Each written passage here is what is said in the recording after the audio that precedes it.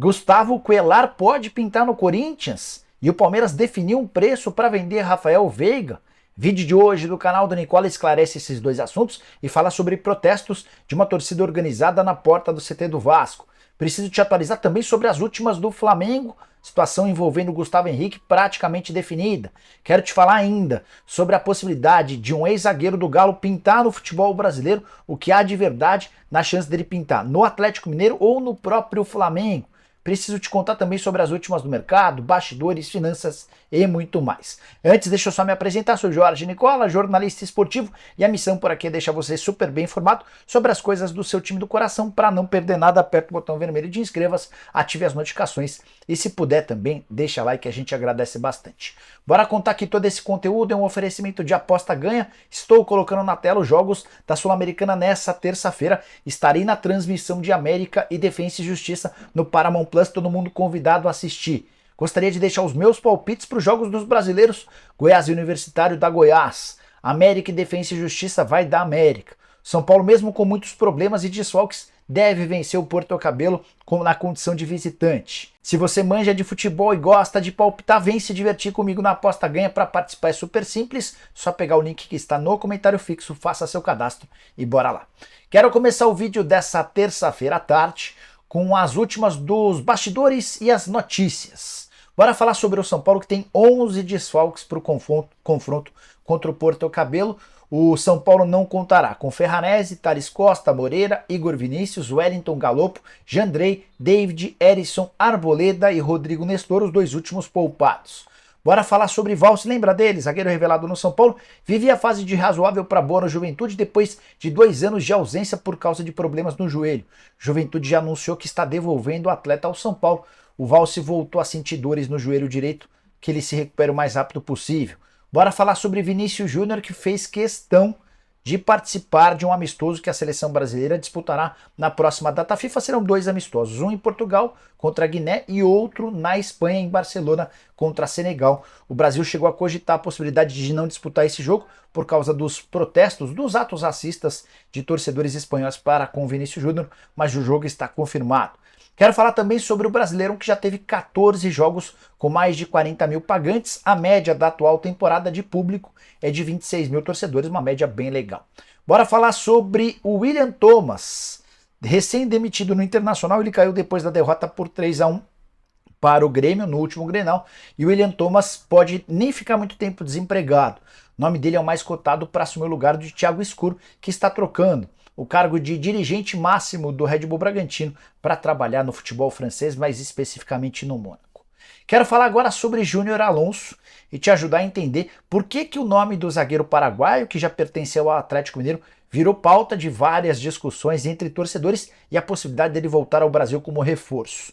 Tudo começou na noite dessa segunda-feira, quando o Júnior Alonso postou uma foto no aeroporto de Guarulhos. Pronto, foi o suficiente para todo mundo imaginar que ele estava voltando para jogar no Brasil. Torcedores do Galo contando com o seu retorno e até torcedores do Flamengo imaginando que teria sido um pedido do Sampaoli. Vale a lembrança de que o Sampaoli trabalhou no próprio Atlético com o Júnior Alonso. O melhor momento do paraguaio pelo Galo foi justamente sob o comando do Sampaoli.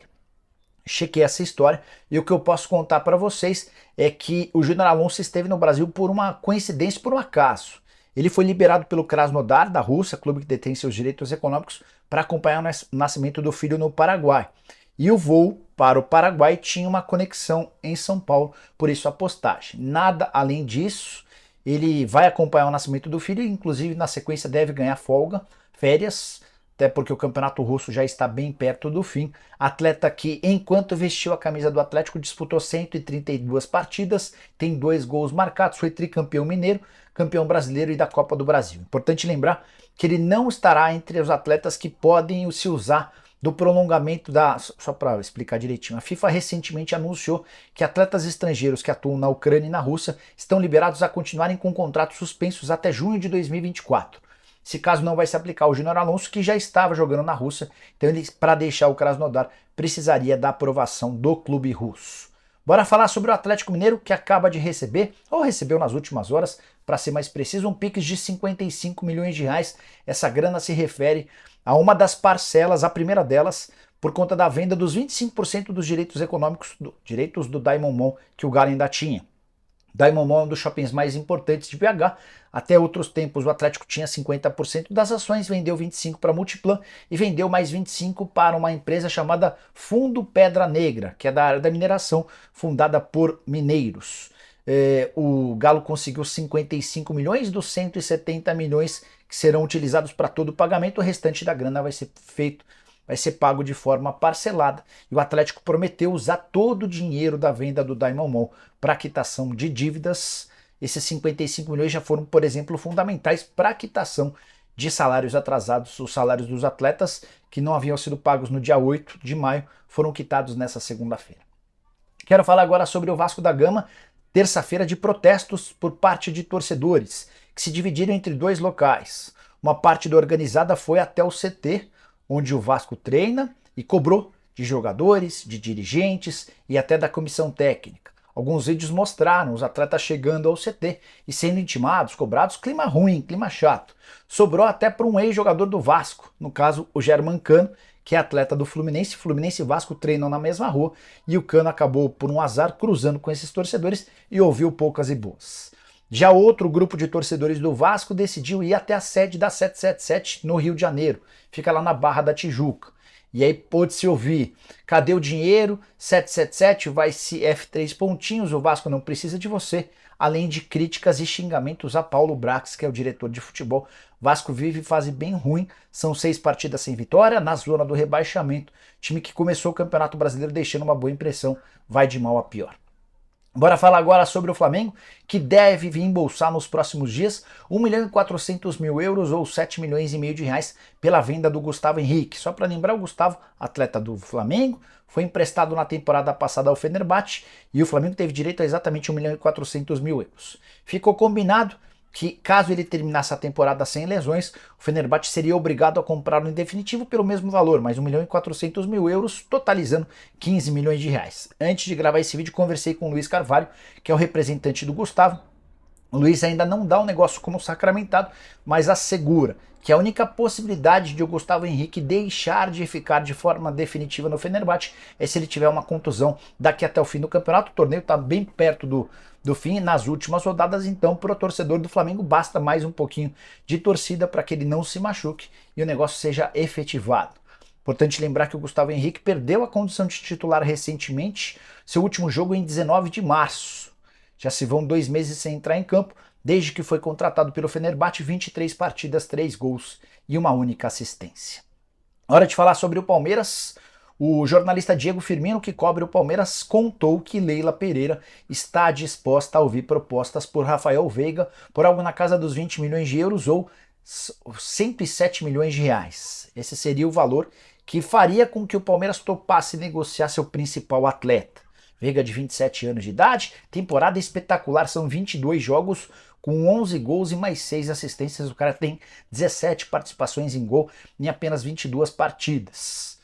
Fui checar essa história com uma fonte minha no Palmeiras e a pessoa falou que o Palmeiras não definiu preço para o Rafael Veiga. A pessoa ainda acrescentou uma informação importante: não faz parte dos planos da presidente Leila Pereira vender o Rafael Veiga. Nicola, então ele não sai em hipótese alguma? Não diria isso. Acho que seria muito arriscado assegurar alguma coisa nesse sentido, mas precisaria ser uma proposta astronomicamente impossível, muito alta, das mais fortes que o Palmeiras já recebeu nos últimos tempos. O Veiga hoje, de acordo com o planejamento da comissão técnica, mas especificamente do Abel Ferreira, não tem peça de reposição, então vendê-lo hoje seria um enorme prejuízo. Para que o Palmeiras aceite levar essa história adiante, haveria necessidade de muitos milhões de euros, mais até do que os 20 milhões de euros citados pelo jornalista. Vale a lembrança também de que o Veiga tem sido alvo de sondagens. Essa pessoa com quem conversei do Palmeiras admitiu que ele já foi alvo de especulações, mas o Palmeiras acabou nem por levar essa história adiante, até porque os clubes que o procuraram também nem demonstraram uma intenção tão grande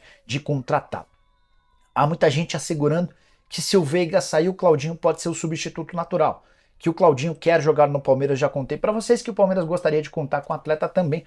A questão é, como convencer o Zenit a fazer negócio? O clube russo chegou a pedir em janeiro 40 milhões de euros, cifras completamente fora da realidade. Quero fechar o vídeo para te explicar por que Coelar foi especulado no Corinthians. Estava fazendo o programa do Nicola dessa segunda-feira e foi conversar com uma fonte minha no Inter.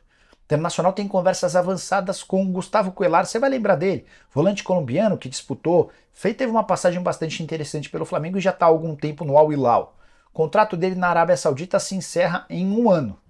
Mas o Al Hilal, depois de 2 janelas ou 2 temporadas inteiras sem poder contratar, pretende ir afora e fazer um baita mercado. Nomes como Messi, Busquets, Alba são alguns dos especulados. O técnico do Al Hilal pode ser o Tite. Então há necessidade de utilizar a vaga dos estrangeiros. E ao que tudo indica, o Cuéllar deixará o clube. A pedida dele para clubes brasileiros com os quais ele já vem conversando gira na casa de R$ 1 milhão. O Vasco e o Internacional aparecem como os maiores interessados. E nesse contato que eu tive com a minha fonte durante o programa do Nicola dessa segunda-feira, ouvi dessa pessoa colorada que o Corinthians pode ser uma alternativa, que o Corinthians hoje teria capacidade para fazer um investimento maior em termos de salário na comparação com o Inter. Chequei com uma fonte do Corinthians, perguntei aí, vocês têm algum interesse? Existe conversa? O Cuéllar faz parte dos planos? A resposta foi a seguinte, abre aspas, sinceramente não. Ele está no clube mais rico da Arábia Saudita, fecha aspas. Ainda aleguei para a pessoa que a tendência é que o Cuéllar saia até por conta da necessidade de utilização de vagas para estrangeiros. A pessoa acabou respondendo que, de fato, se isso acontecer, é uma outra história, mas que o Corinthians ainda não parou para pensar nessa possibilidade. O Timão busca um volante, mas a ideia inicial era trazer alguém mais jovem, que pudesse trazer mais saúde, mais fôlego, mais força ao meio campo. Um volante, um meio atacante, até um atacante e também um zagueiro são hoje as prioridades alvinegras, e essa ideia de trazer jogadores jovens é algo bastante latente no discurso dos dirigentes. Se curtiu o vídeo, deixa like, se inscreve no canal, a gente se encontra assim que surgir notícia. Abraço, tchau!